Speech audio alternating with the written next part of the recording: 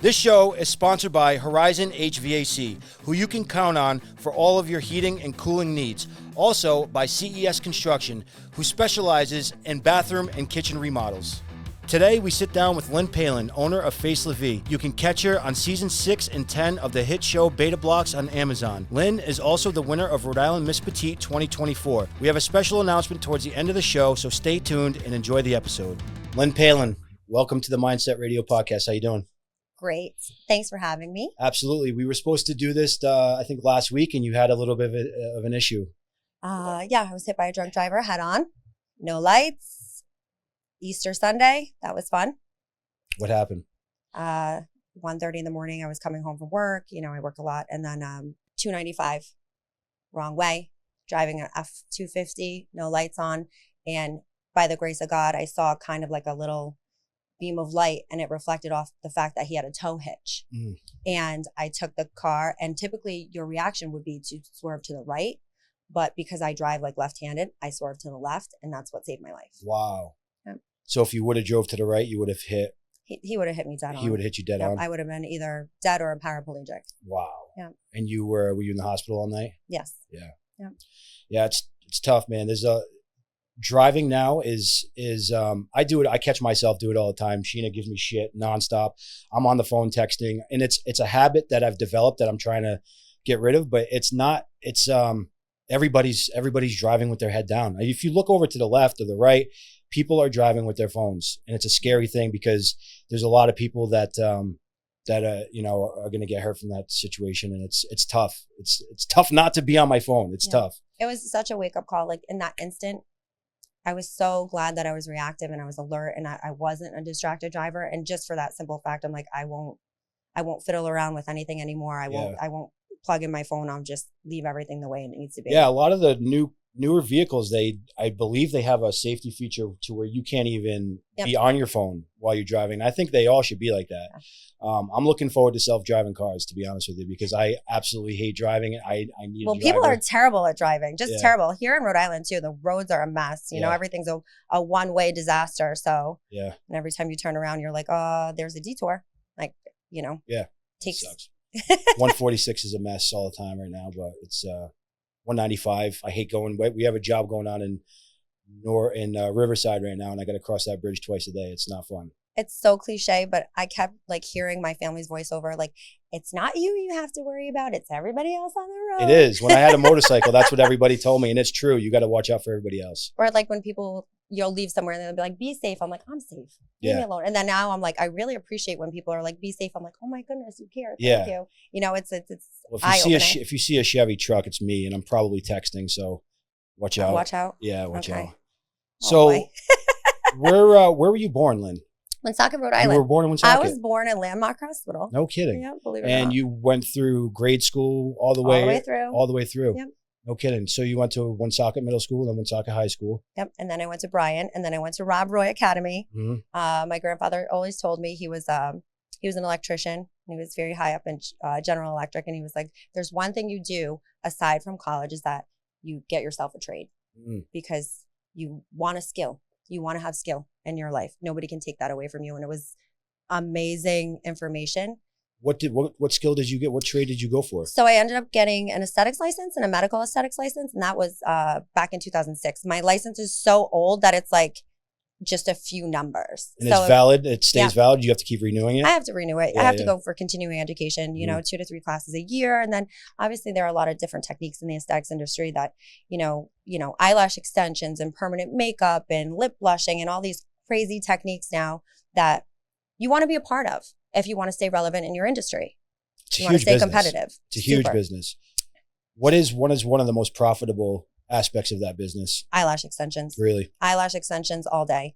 It is the fastest growing in the last 9 years, the fastest growing beauty business in the world. What is a set of eyelash? Like if you were to go in and get your eyelashes done right now, how much would that cost? Like an average is $145.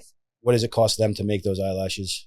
Well, products have gone up, it's reality. It's the way the economy is. I think my overhead skyrocketed 30 to 40%. As far as like my overhead. So you just have to keep trying to find a balance there. You can go up only so much with your pricing.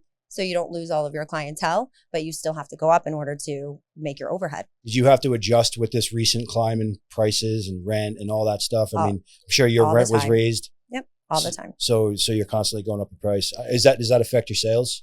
Sometimes. I mean, it's like anything. You make an adjustment. It's called the funnel for a reason. You see how high that you can adjust your sales. And then if you find out you're losing too many people, you see a better price point and you drop it down, and you find out where the happy medium is and where you're retaining the most customers.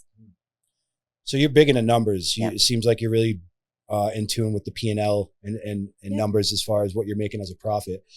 Where did you get that from? Well, how'd you develop that? I feel like I was developed from the time I was a child. My grandmother was a serial entrepreneur. She owned 7 businesses from the time I was a child here in the city, and including like a penny candy store. And I remember being like 5 years old, 6 years old, and being the eldest out of all the kids. And we'd all go. And my grandmother, she's Asian. She's funny. She's like, honey, you come, you get all the candy. And all the kids would come in and they would stuff their bags full of candy and they'd all go home and they'd stuff their faces with the candy. And I would take mine to school. And instead of eating the penny candy, I would separate it and I would start selling the penny candy from the time I was like a child. So instead of it being a penny, I'd be like, this is 5 cents. A Tootsie Roll is 2 cents. And like, I would make money and my parents I'd come home and they'd be like, why do you have all this money in your sock drawer? Yep. So it was just I grew up around it. Yeah.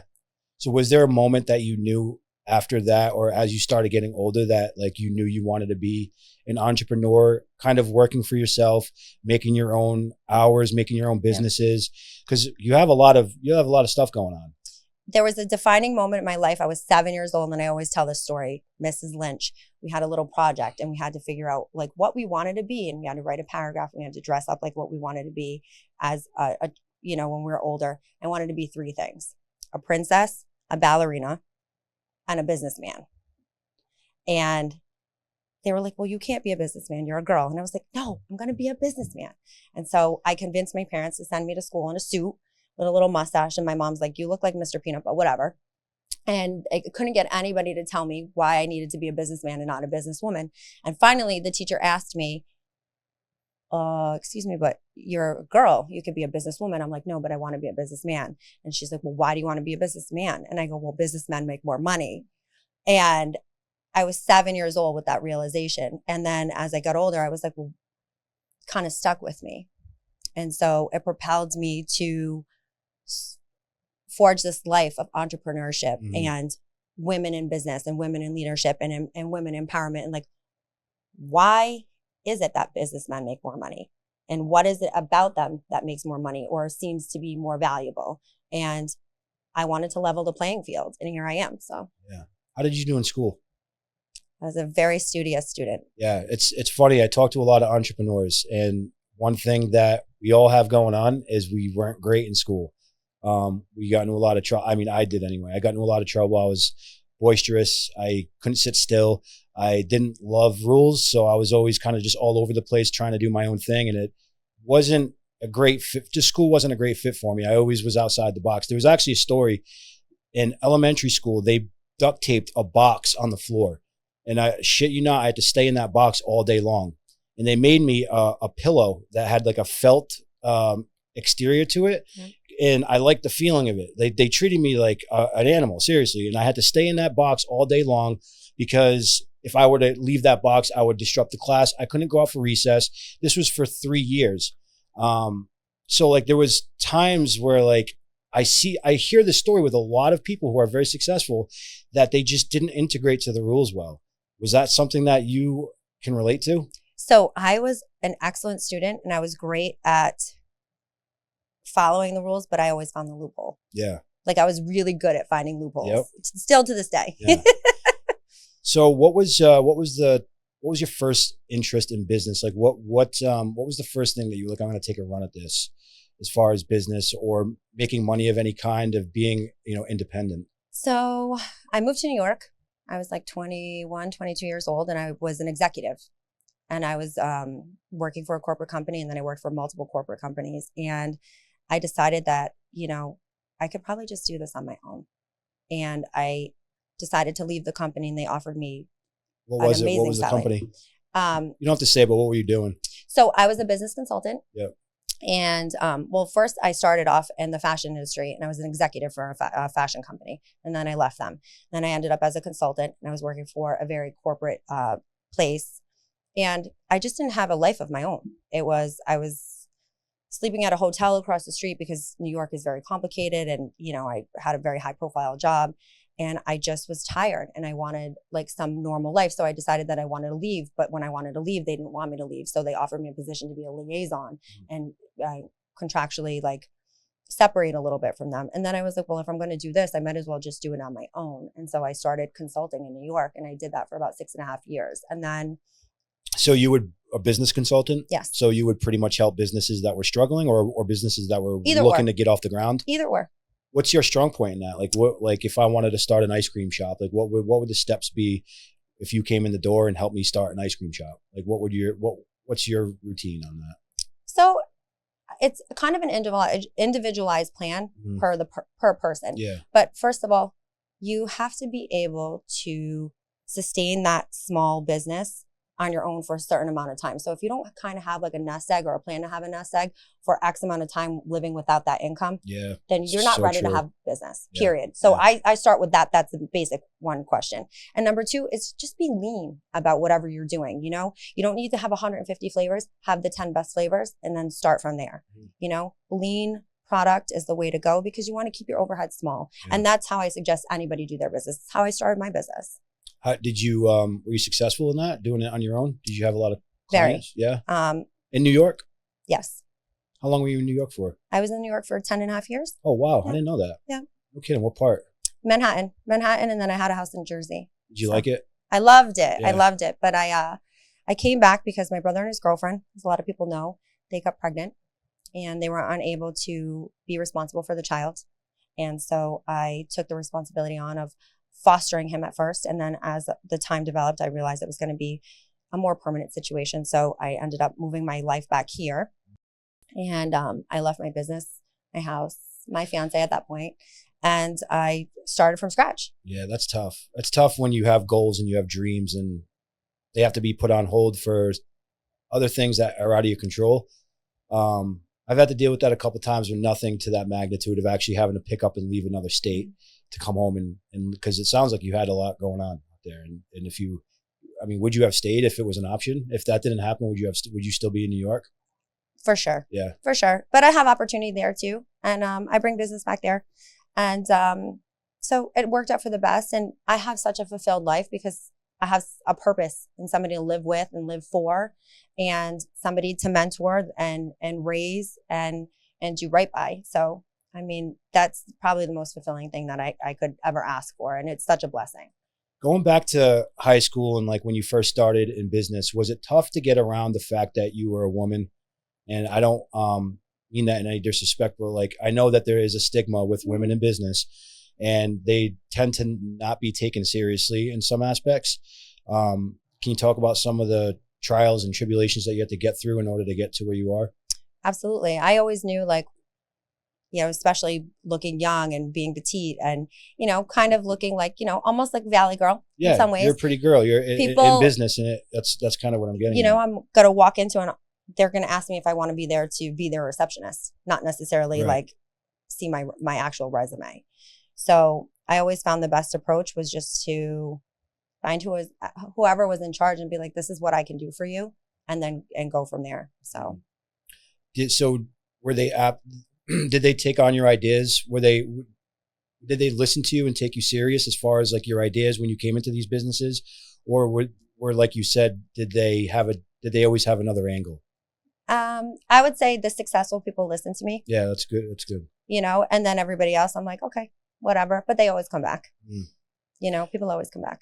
So, okay. So you moved back to Woonsocket. You mentioned your brother. Mm-hmm. We talked a little bit before the podcast started about, your fitness journey and where you were at. And this is one of my favorite topics in the world because I'm going through a journey of my own right now. And it's a thing where it's like a whole entire lifestyle change. Yeah. And you don't really realize how bad it gets until you start getting to the point where you're better.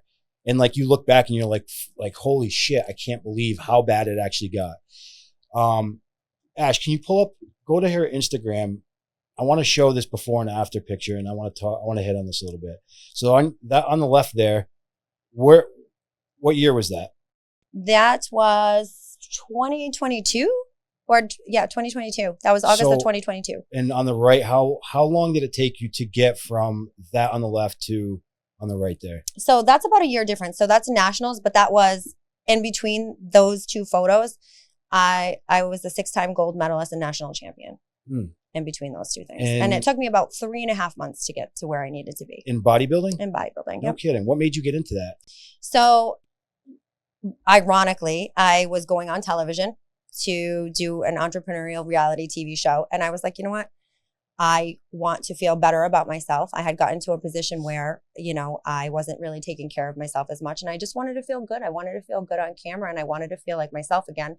And I didn't want to represent that person on the left to the world. Like I wanted to be what I felt like on the inside. And I just started to take better care of myself, prioritize myself, go to the gym, and eat better. What do you feel about like HGH and like TRT? Is that, do you have like any thoughts on the benefits of that or to each their own? It could benefit some people depending, depending on what your outcome is. Yeah. I do TRT now and it helps me a lot. Well, good. I'm glad that it's working for you. Yeah. Like I always tell everybody, if you're going to go that route, make sure you're getting your blood panels and your all of that. If you start to feel any weakness, any, agitation, anything that's a little bit different than what you normally don't feel, or, just trust your body and get your panels done. Yeah. So I get my blood work done every like 4 months or so. Yeah. And actually my test level is really low on this last one. So we're trying to kind of figure out why that is. But it could have been the time of the day that I got the blood work done. It could have been it could have been what I ate. I didn't fast before the blood work. So it could have been a number of different things, but I see it help a lot of people. Like I see HGH help a lot of people. Yeah. I see, I'm not too crazy on like the harder shit, like the trend and the more anabolic stuff. Cause I don't really consider testosterone like an anabolic. I think it might fall into that family, but I think it's more of like it could be more beneficial to somebody if they use it properly and not all the time, I guess. I don't know. It's still something I'm learning about. So yeah, I think you take your time with those types of things and you see what works for you and you give your body time to adjust. And really like the best thing to do is like, do it properly, diet, exercise, go into it. Don't deplete yourself right away. By the time I ended up at nationals, I had a different coach and he was fantastic. And I still have him to today, even though I'm a coach and a nutritionist and all that as well. Now, he's the one who brought me to that point where I was balancing out because that's not sustainable. And he has a much healthier approach. And, he's like, you're going to take a year off from competing and, just get your levels back to normal and feel like a person and have a healthy relationship with food. I find that when you're a competitor, most competitors, especially women, right? You look amazing on show day and so lean and all this amazing things, but it's not sustainable and it's not healthy for you. You're supposed to have a certain amount of fat. It's not healthy for your brain or your lifestyle. And who wants to say to their child, hey, mommy can't go for pizza right now. I'm just going to take you and then like sit there. You want to be interactive and be social and for lifestyle. It's just not normal. So I wanted to get out of that right away. And so I did. And I know the tools to get back into it when I want to, and I get into it and then I get out of it and I get into it and I get out of it. Like very short, brisk periods of time at this point, because you don't want to stay that lean forever. It's hard. That's an eating disorder. Yeah. It's hard to do anyway. I mean, like you said, to live like that all the time, it can get it's stressful on your body. Yeah. And so let's talk about like leading up to the event. So you were competing in a physique competition? Wellness. Yep. So what's the difference between physique and wellness? Physique is much more dense muscle. They're more striated and things like that. Bikini is kind of like entry level, like a little less muscle, a little bit more slender. Wellness is like a step up from that where, the focus is on glutes and hamstrings and your lower body. Like I have a very developed lower body and I have a lot of dense muscle. Walking out on the stage, is there a lot of people at those events? Sometimes not. It just depends on if it's regional, if it's national, or, they're highly competitive. did you get to the point where like you knew everything that was entering your body and like you felt, because I know when I used to cut weight, like if I ate something that wasn't part of my diet, I could feel it. Like I could feel the energy from it, or I can feel Yep. were you at that point where everything you ate, you were so in tune? I'm still like that. Yeah. You know, even though that's not my diet, my lifestyle currently, I still am very reactive to things. Like if I eat certain things, I'm like, that didn't agree with me, or, you know, I feel bloated from that. And you just realize what food does and, you know, the difference between eating really clean food or food that is processed. You know, I tend to favor clean foods, and your palate changes too. So, yeah, we had, I said this a couple weeks ago, but during Easter, we ate like complete shit. We had candy, carbs, and all that. And we got home later that night, and we felt sedated. We were done. It was bad. And and I said it, you know, I'm like, most people are probably living like this all the time, and they just don't really realize it. well, that's a lot. Like people feel headaches and joint pressure and all this stuff. It's because there's so much chemicals and processing, and that causes inflammation in your stomach and your gut. And your gut is the key to your health. So it's the most important part. So where was Miss Petite? So you won Miss Rhode Island Petite. Is that this competition, or is that something different? Oh, they're two totally separate things. So the other is a fitness competition, and then this is like Miss USA, but only for people who are under 5'6". You know, I'm tiny. I'm 4'11". Maybe I might be 4'10" and a half. That's why I'm shrinking. So, you know, it gives anybody who wants to compete that it's under 5'6" the opportunity to be on the stage in that capacity as well, because a lot of petite women have a lot to say, and it's about your community involvement and, you know, just being a good role model and being the best person that you can be in all capacity and to your community as well. Who holds that? Is that who holds that competition? So it's Petite USA. That will be held in Chicago at the end of July. So I'll be nationals. Typically it's here, you know, you have to go through the preliminary. So you go through the regional, the local. So you have to win a local title, and then the local title, you compete against 50 other girls for the state title. Then you win the state title, which is what I won. And then I go to nationals. So did you have any interest in competing in the last one? I would love to compete. I think, like you were saying, there's different categories. So bikini, wellness, and then there's another step. It sounds like I would follow in your footsteps as far as in the wellness area for the lower, stronger half. But since you did have that experience where you had a crash diet and you transformed your entire body in 3 months, that's incredible. Like I was telling Michael, I want to compete, but I'm probably not even going to be able to do it this year because I want to win. I'm very competitive as well. But after hearing you doing it in 3 months, maybe that she was eating 700 change. calories. But yeah, I would want to do it the healthy way, because I'm learning a lot from you. It's, you know, it's body, mind, and your whole spiritual as well. So if you were her coach, what would the steps be in order to get her in a position where she could win? Okay, I'd love to be your coach. Thank you. Let's talk after. But this is the first thing I'm going to tell you. It's a win to get on the stage. Yeah. So no matter how you place, and this is where that coach, that was another, we didn't align. I had a coach that was so focused on the win, the win, the win, the win.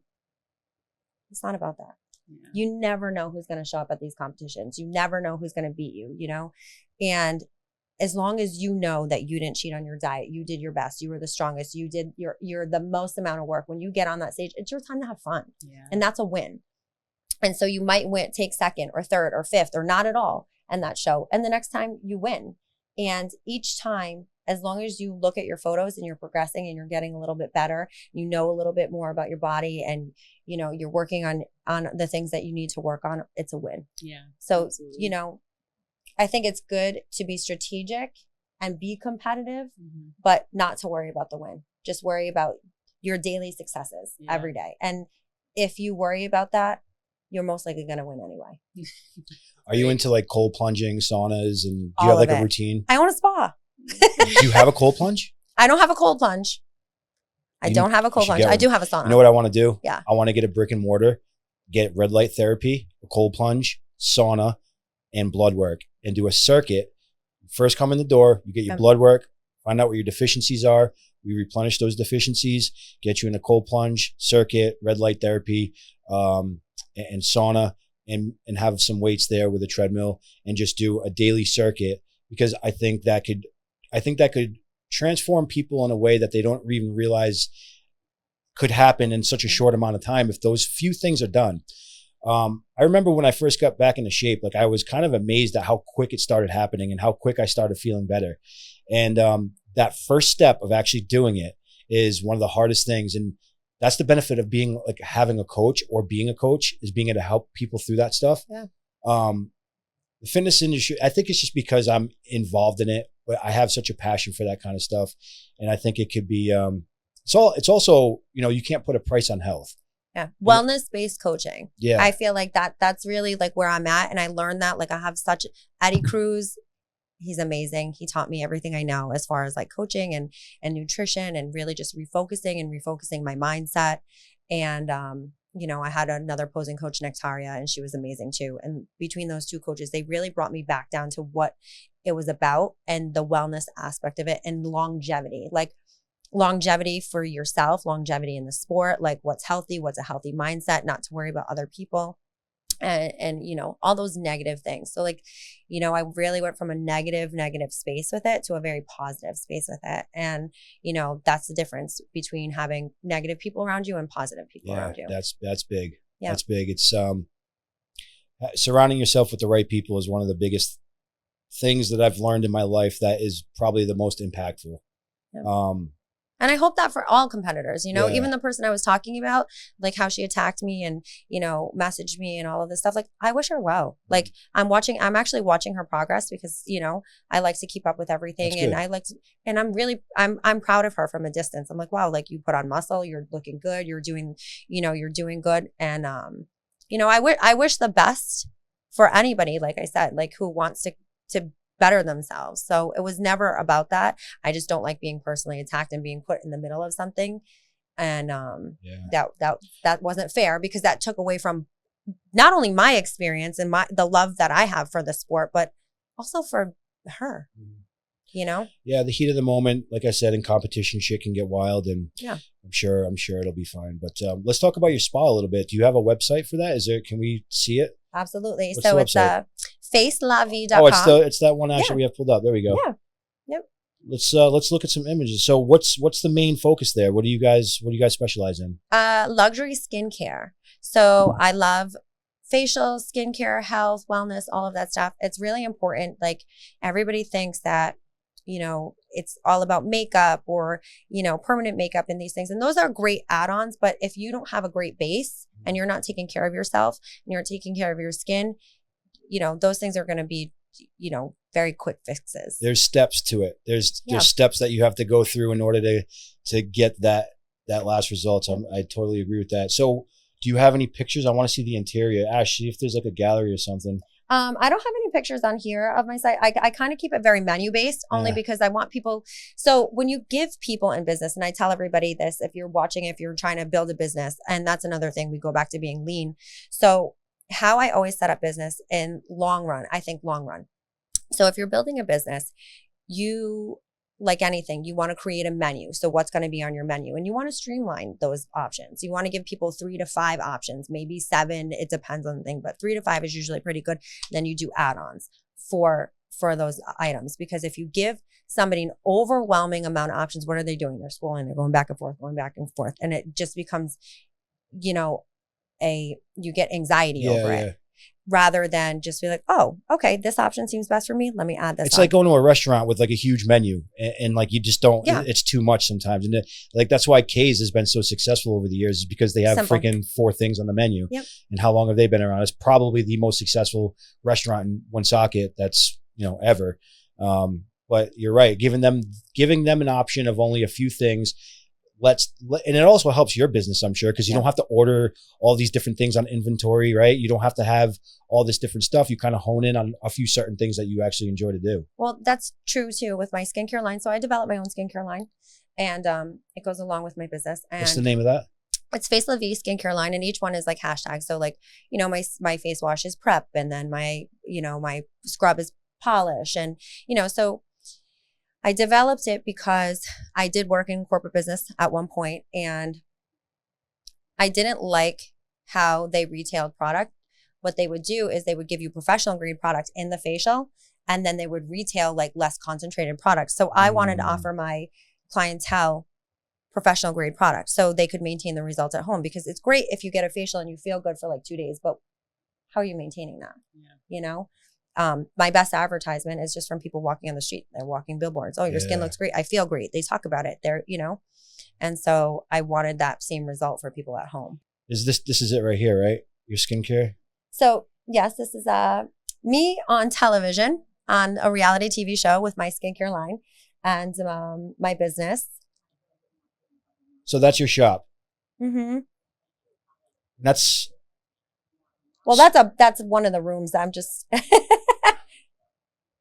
So my girlfriend she wants to get into like a skincare product type line. Mm-hmm. You were drop shipping, right? Or were you trying to get into? What were you doing with that? I have a skincare line that's it's all online based. I don't have brick and mortar like you, but that's the way to go. I think so. Yeah, it's the way to go. I've reached out to other women in business in the skincare line. Yeah. And so what I do is I host their product. So like I would love to host your product on my website. And that way it just brings more awareness to women-owned businesses, but also, I mean, anyone interested in skincare. I really look for people that pay attention to the ingredients, because I think part of wellness is, I mean, if you're going to take care of what you're putting in your body, you also have to take care of what you're putting on your body. So did you make ingredients is important too. You make your ingredients? I did. You did? I did. How did you, just a lot of research? Research, chemistry, chemist, like the whole nine. I went through the process of finding a manufacturer and all of that. And that's what actually makes my company so valuable. And we'll talk about that later. Yeah. About, you know, my company's valuation and all of that. Yeah. So it is all of those things. It's the streamlined process that I have. It's the fact that, you know, I have my own skincare line that I developed, and, you know, I took my time to do that. That's it's a process. I had an interest in doing sex chocolates at one time, and this was so hear me out. So it's an aphrodisiac. Listen, there's so many things. You're so interesting. Listen, it's an aphrodisiac chocolate where it's there was I can't remember all ESG. There's a bunch of ingredients in it, and it was supposed to be for like a him and her type thing. So you could both enjoy a chocolate before getting intimate. And I wanted to kind of sell the experience instead of the chocolate. So I wanted to package it up nice, do like little memes. And I had this whole plan, and I started doing some research into it more and more. And as the months went by, I would, and I also wanted to do a honey too, an aphrodisiac honey. And I was going to call it Afro Snacks. Aphrodisia snacks. Like I had all these names for it. And I was calling honey manufacturers. I was calling, you know, I found out you can only get like 5 pounds of honey at a time. There's like a law that you can only buy so much honey at a time. But I know somebody. So I have a honey guy from the show I was on, from Beta Blocks. Brandon, if you're listening, we got somebody. We'll talk, for you. Brandon. Yeah, we'll talk. So I would call you know, overseas companies for packaging and this and that. But it's at the end of the day, it's the marketing. I'm a marketing guy. Like I went to go get cigars yesterday, and I met somebody. He worked for a cigar company, and right away I could tell he was in sales, and we started talking about marketing. And he looks at me, he goes, "You're a marketing guy, aren't you?" Mm-hmm. And it's just I think it's fascinating how you can take the psychological aspect of marketing and turn it into something where people look at it and say, "I want that product," and they don't even know really what it is. Like you're buying the product, you're buying you're buying the experience, you're buying the video that they're seeing. They're like, "I don't even know what this is, but it looks cool. I want to buy it." I mean, we have packages at my door every single day, and it's probably a lot of Instagram. What TikTok shops are doing, Instagram shops, it's crazy. And I thought by doing these chocolates and the honey that I could get on a product and kind of start trying to streamline one of these. And it still is a goal. Maybe one day I'll go through with it. It's an involved process. Yeah. It's definitely an involved process. And there, you know, there's a lot of regulations to those types of things. And there's no guarantee unless you have it patented that people aren't going to like replicate it. But at that point, you're already ahead of the game. So I don't think you worry about that. Because I had a lot of people ask me that, like, "Oh, well, what if they copy your ingredients?" I'm like, and? Yeah, I mean they're not Face la Vie. Yeah, they're not. You know, it's the people brand. are going to buy. They can't copy the brand. They're going to buy myself, and you know, when I sat down and had my company evaluated and all of these things, you know, they were like rapid fire questions at me, like, what makes you valuable, what makes you investable, what makes this, what makes that. And Sitting down with investors. Yeah. And even in the show, that was part of the process. And, you need to have those answers on hand and what's the structure of your business. And I have to, a lot of times, not everybody's familiar with the beauty industry. Like there are a lot of people that are into it, but like most men are like, I wash my face with soap. So it interests me because of the money. I mean, I think it's a huge. It's a $3.8 billion industry. That's and what growing, interests me. And it grows 6%, interestingly enough, every single year without even touching anything. So if you want to go into a foolproof industry, the beauty industry is definitely where it's at. And so I think making that known to these investors, it intrigued them because people that would be like, whatever, it's just a girl thing.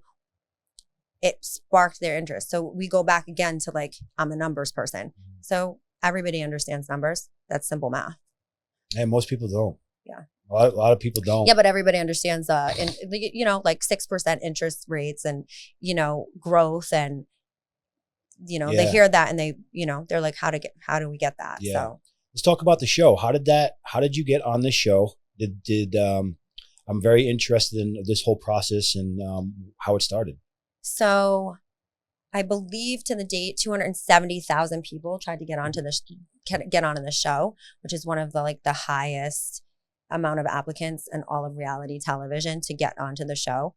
And then we went through a screening process. And then after the screening process, you get called from a producer, you have to send in a video and you do all these clips and they ask you a series of questions and, they fact check you and all these things. And then I ended up making the show and, how I even found it, it popped up on my Facebook feed. Maybe I was Googling entrepreneurs and, it's a funnel page and lead page and I look at it and then it sends me a little message and I go, okay, sounds interesting. And me at 2:00 in the morning when I can't sleep, I do this thing called signing up for things or shopping. So I'll sign up for everything. Mm-hmm. And then the next morning I'm like, what did I sign myself up for? I'm like, go back in my email, like, oh, that's what I did. And so it just kind of by chance. And, very fortunate because Wes Bergman is the developer of the show. He's from The Challenge, The Real World, things like that. He's the guy in the beginning that does that big talk in the beginning? Yeah, the redhead. Yes, we call him the ginger genius. He's an amazing, very well-spoken guy. He's just an amazingly brilliant person. He's a great person. And he combined his love of reality TV with entrepreneurship. And he's a super smart guy. So he's the guy on that show. He created the entire curriculum for the show. So basically it's an entrepreneurial school. So it's like the Harvard Business School for entrepreneurs. That's why, such a process to get on. And because we're given the gift of education. We're given this amazing gift of education. And it seems very informative. It's very informative, but it's also high pressure. Yeah. So it trains you to be on the spot, How long were you there? How long, from episode 1 to 7 days. Okay. 7 days, but very intensive, 16-hour days of filming. Wow. Did they put you up in a hotel? Yeah. So we went for I was on the first 6 seasons. So I was on season 6. So at first I flew into Kansas City. It was called The Grid.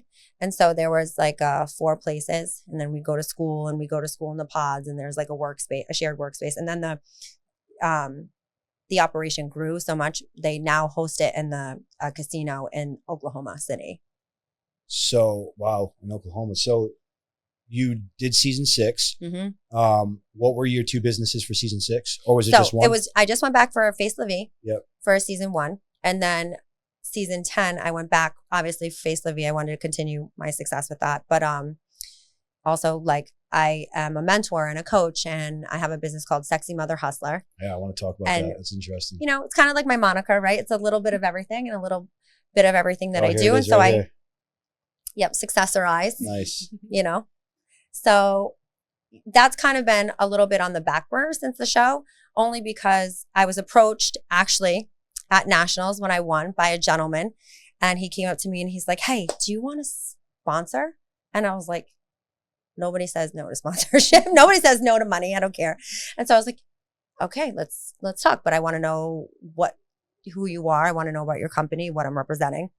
And I took his information And we got to chatting and I Googled him and I looked up everything and I was like, wow, he's involved. He's the national director of clients for PayNext processing. And I was like, oh, processing. I'm like, I've always wanted to get into merchant processing. Like, I like that. And he's like, you did? And I'm nerdy that way. Right. That's like who he must have been like, who the hell wants to do that? He was shocked. And I go, I really am intrigued by that. Tell me more. And he's like, excuse me. I'm like, listen, I'm really involved in business and networking and I could bring a lot of business to the company. Here's what I'm going to tell you. I'm not ready because it's November and it's Christmas time and I want to just get through Christmas. But January, you're getting yourself a business partner. And, you know, I'm the person that like, they call me bulldozer because of this. I will bulldoze my way into anything that I want. So I was like, yeah, so I'm not asking you, I'm essentially telling you, but this is going to be my number. And I became a partner very quickly. And so now. So Sexy Mother, is that his brand? No, that's my brand. Okay. But I'm not as focused on that currently, but we'll go back to that because I'm mentoring. That's my mentorship brand.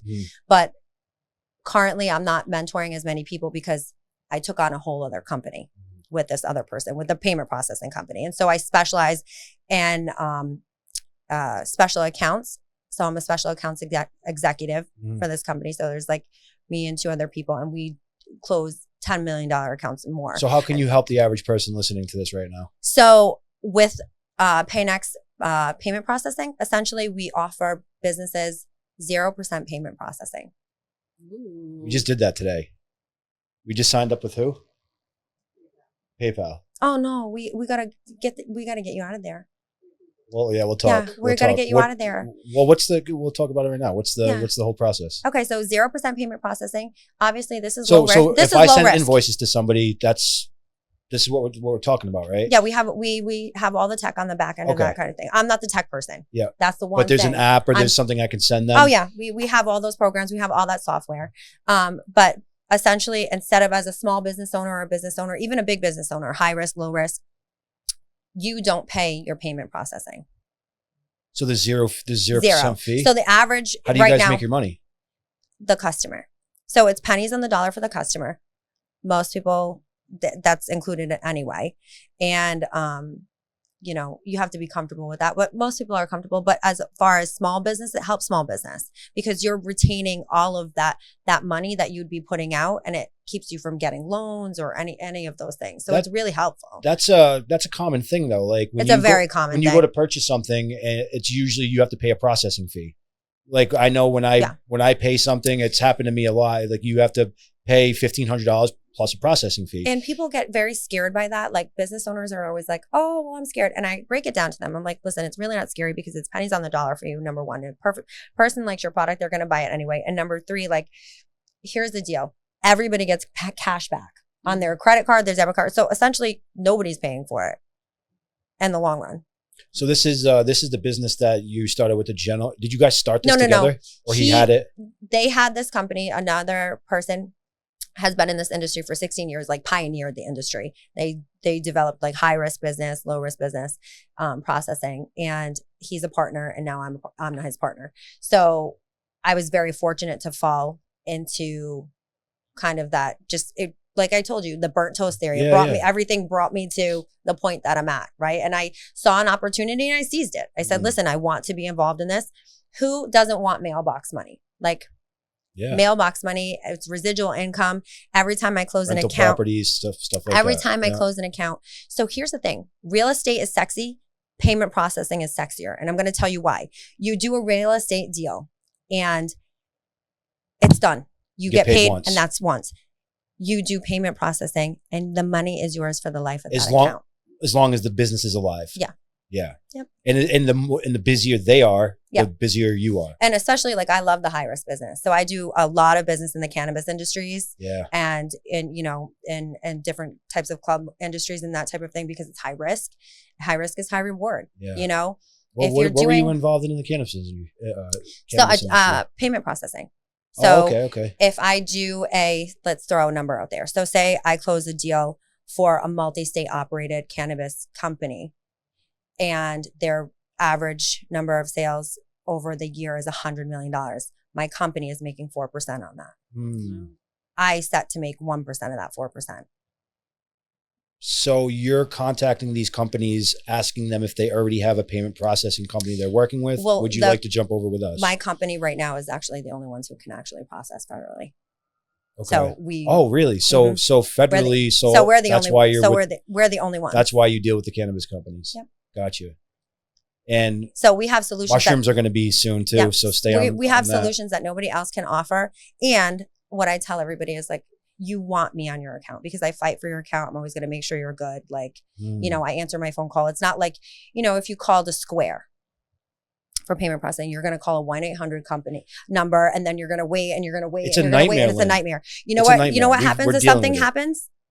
You call little Lynn Palin and she goes, we're going to fix this right now. And then we ship out whatever it is. If there's a piece of equipment, if there's a wire that's messed up, or if you just didn't know how the functionality of it worked, we fix it for you. What do you mean a wire messed up? Like, do you guys have like an actual card scanner? Yeah, or something? we have payment, we have POS systems, we have payment processing, the whole nine, everything, yeah, gotcha. all the software, the gateways, all of that. So we had QuickBooks. My construction company and my HVAC company both had QuickBooks payment processing. Yep. We would send out the invoices and they would pay us through QuickBooks, and I think it was a 3.5% fee or something like that. It was expensive. Like if somebody was paying me $50,000, we would pay close to $800 or $1,000 just to process that payment, and it would come out of my pocket. Yep.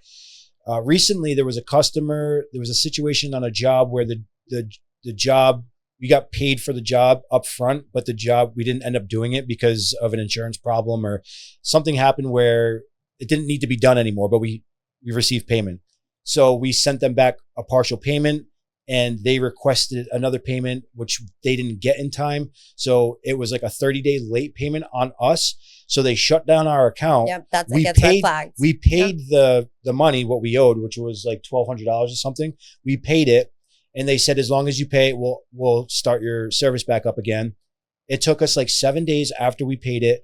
Yeah, no problem. Look out for the email. We got the email. We were denied. See, we don't have any of that. We didn't even have a payment processing system for that happens. A while. I hear this so often. It's so frustrating. And the reason that we're top tier is because we have a 3-tiered banking system. So if anything were to happen like that, it goes from one system, then the next bank, then the next bank. And it really would never get down to like three tiers. So like you don't get hiccups with us. It doesn't happen. We'll talk about that. Yeah. Are you into stocks at all? Crypto? Any investments? Yeah. What other kind of investments are you in? You know, Bitcoin, that type of thing.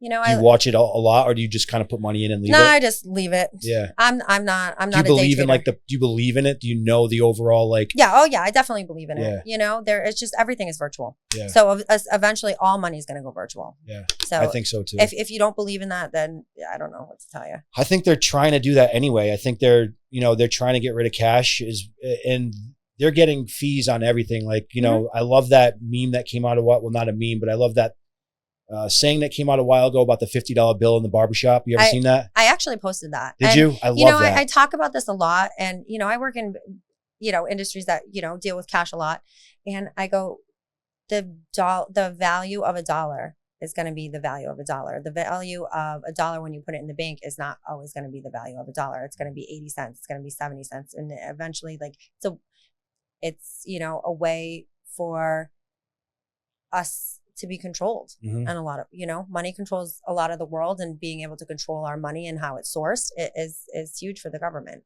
Yeah, the food, the money, it's all one big, and I think the older I get and the more I think about everything, it's like it really is just them trying to control exactly what's going on for big corporations, because that's what it really comes down to, is money. So that's kind of like, getting into PayNext, I can offer people a way to keep some of their money to themselves. And I feel good about helping small business that way, or even big business, because you know what?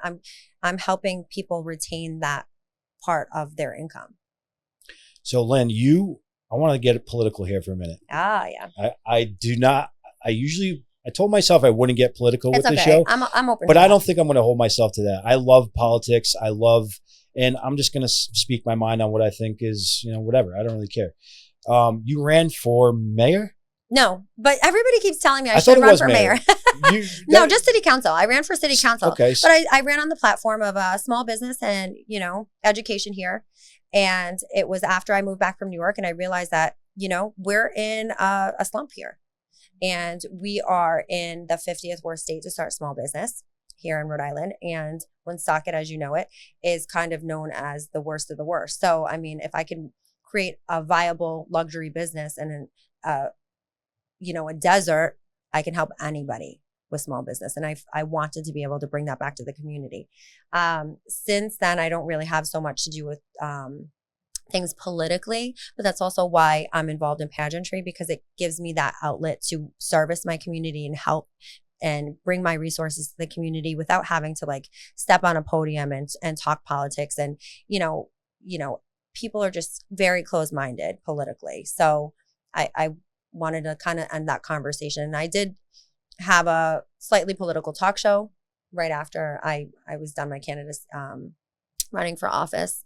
And, you know, we talked politics then. It was myself and John DePietro at that point. But, you know. So was it a race? Like, was it like a whole, like, you know, like when people run for mayor, it's like a whole race where you get funded, you get all of that. That's that all. Political campaigns, the whole nine. You know, you don't get involved in that arena without having people that really believe in you and back you. So being able to have that kind of support is fundamental. And I was very fortunate to have that. I have a lot of people that do believe in me, and I'm very grateful for that. And I also, you know, I utilize that to this day, you know, for good. And, you know, maybe that's not why I'm in politics, because you see the other end of things in politics. It's very self-driven and very ego-driven a lot of times. Did you get to see that when you were? Oh, absolutely. Yeah. Did you see a side of politics that you didn't necessarily like? Yeah, I saw both. Yeah. You know, I will say this: there's a person here in the city, and he's running for state rep, Garrett Mansiri. He really does a lot for the city of Woonsocket. He does Autumn Fest. He helps. He's selfless, and it's never about him. It's always about the community. And I really believe and back anything that man does, because he comes from the heart with it. And there are people like that. Bob Morrow is like that, but there are other people that are not necessarily like that as well. How can a political party get corrupted? So it starts off with a budget, right? I mean, each town has a budget that they work with annually. And how does the corruption come in? Does it come in with like them trying to put in a law or put in a situation or start a company that's based on their interest and they can line their pockets that way? Or do they, like, where do you think a small town's corruption can come into a situation? Really anywhere. It could just be as simple as somebody donated to your campaign, you owe them a favor. Like it's really that small. Or it could be bigger, you know, it's much more nefarious. Like you want something for yourself, or you want to put money into your pocket, or, you know, you could really just want the best for the city. You know, it's not all bad, but it's not all good. And you have to play the game. Politics is a game. What would have been your first steps if you ended up winning the election? Small business, entrepreneurship, the stuff that I'm working on now as Miss Rhode Island. You know, that's my platform here in Rhode Island, is I want to bring awareness to the small business here and the small business communities, and anybody that is out there and wants to reach out. If you want me to go there with my crown, my sash, I'd love to do reviews on your business and just bring awareness to your business itself. You know, I think that's so important. You should bring the consultant, what you were doing out in New York, you should bring that here. I have with PayNext, payment processing. That's part of it too. I have my consulting business, and that's part of it. I suggest, like, this is a form of payment processing that's really going to help, you know, you retain some money, and put some money back into your business. So I have slowly but surely, you know, but you have to focus truly, and automate something one at a time. So now that Face la Vie is 7 years in the making, and, you know, I'm set to franchise out, and that business is pretty much automated, I'm able to move on to the next thing. Do you have employees for Face la Vie? I do. How many? So I subcontract 28 makeup artists currently. Wow. All in the same brick and mortar?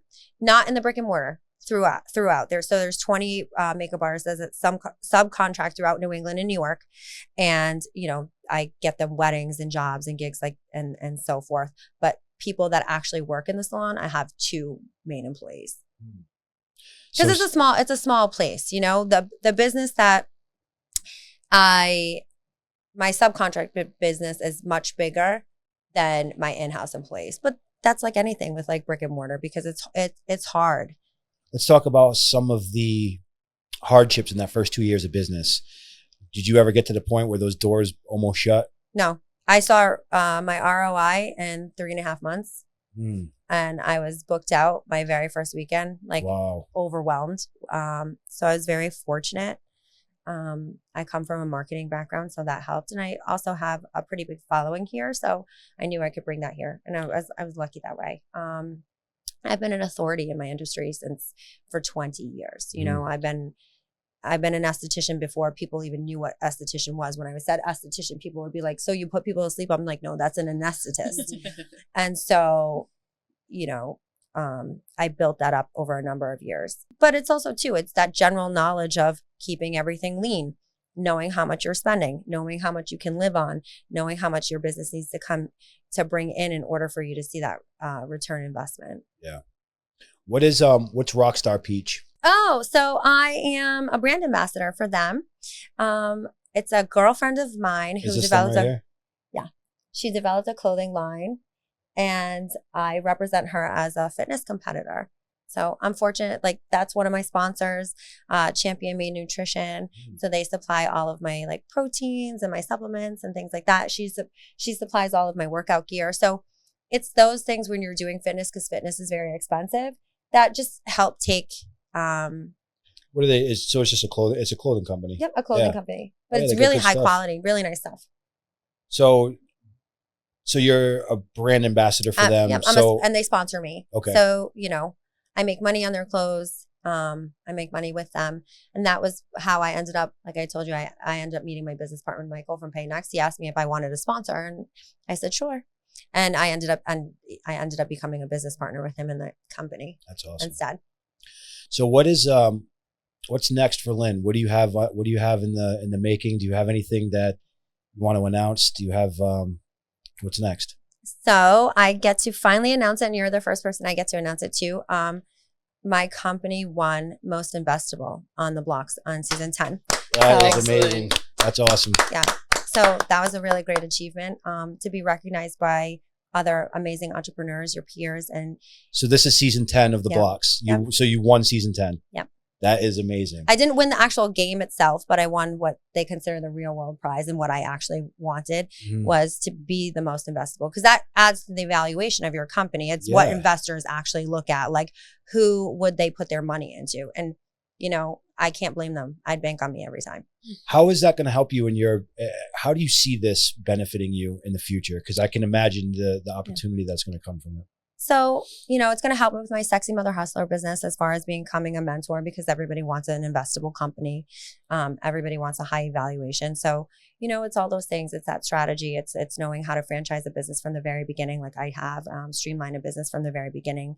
You know, like I said, again, keeping lean and growing and automating that process along the way. I think you have an amazing mind for entrepreneurship, and you know, it's great to surround us entrepreneurs in this area with each other, and to kick ideas off of each other. And I think you're on the right path. I think what you're doing, you should be very proud of the accomplishments that you've made. Thank you. And I wish you all the best of luck in all of your future stuff.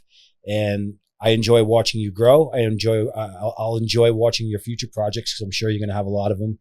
And anything that we can do in the future together, I would love to do it. Yeah, same. And same with you too. I want to help you with your fitness goals, and, you know, anything, like not necessarily if you don't want to coach, if you do want to coach, if you just need somebody to call and say. I think she would be an amazing coach. I absolutely do want to coach. Yeah. And I'm happy to hear that you went through the bad to understand the good, because it's the whole package. But I'm also very interested in your skin line. So I'm excited to get to know you more. Same. Thanks. Is there anything else that you want to cover? You want to talk about Sexy Mother Hustler for a minute? You love that.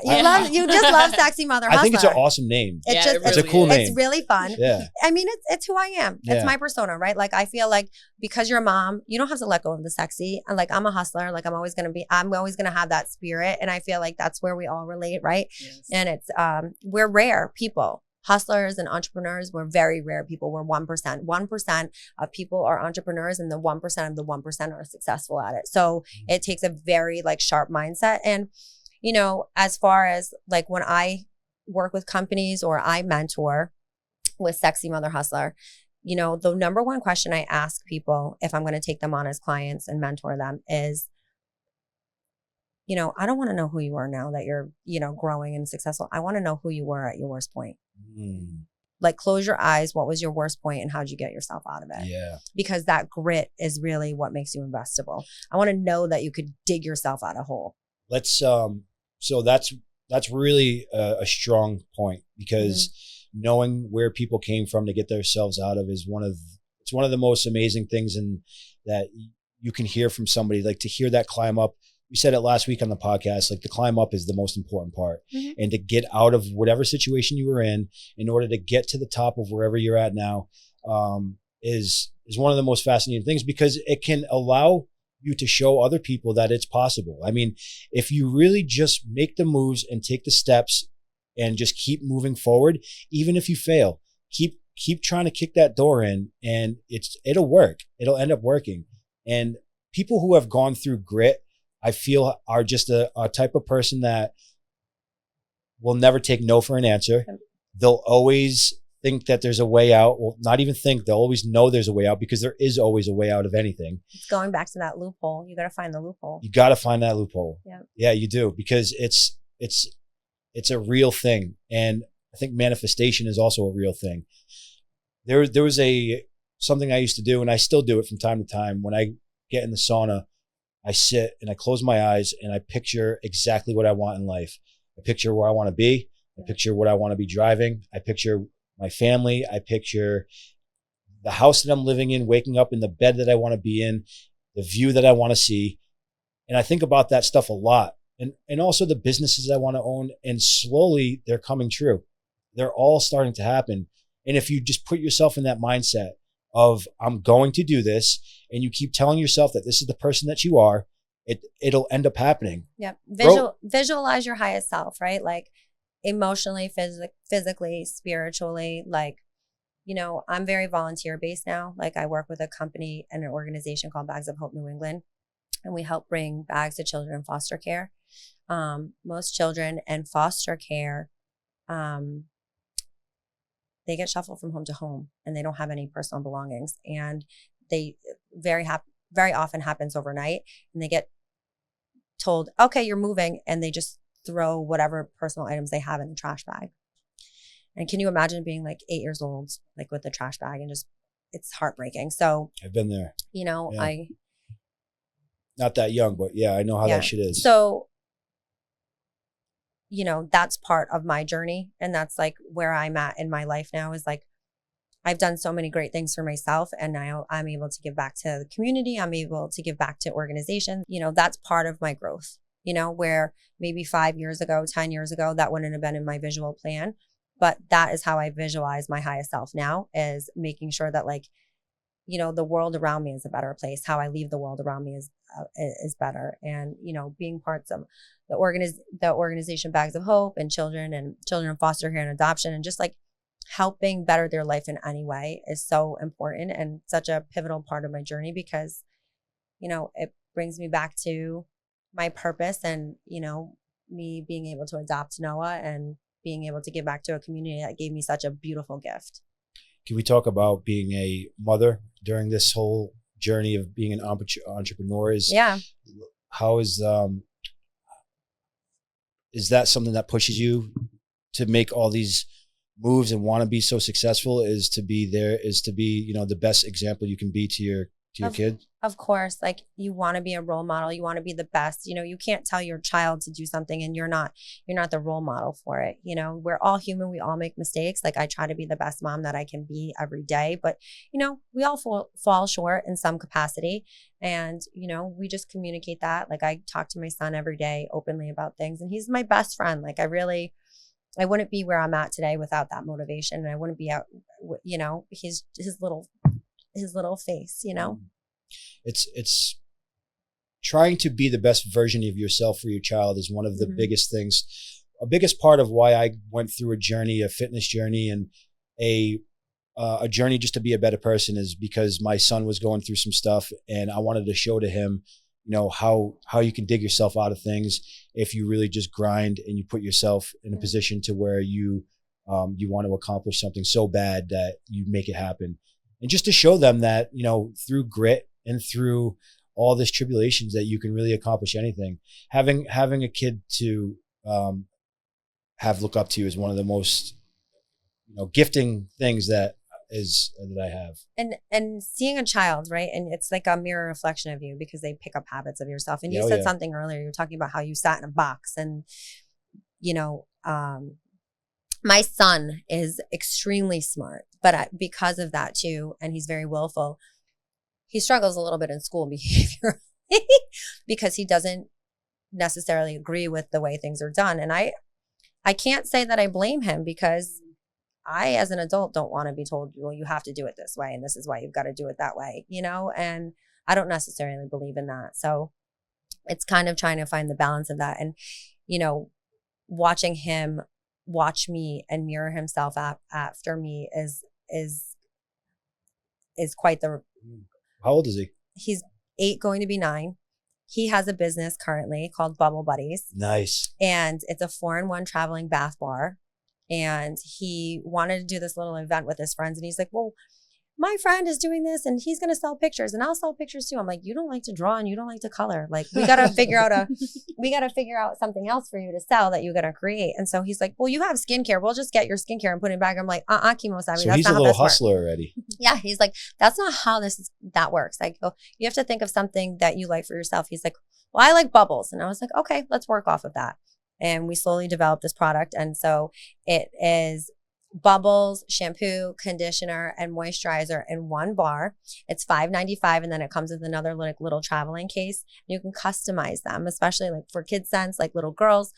You do cherry vanilla and you put sparkles in it, and so it's cute. So and you guys have a fun. website up for that? And yeah, we started developing the website, and we kind of sell his product and we test it out. We give it out to friends and kids and things like that. We say, hey, which scent do you like the best, and things like that. So we're working on developing that product, but it's up there. Is he on TikTok and no? All that? You don't? No. You don't like that? No, not yet. It's tough. It's tough. It's too young for me.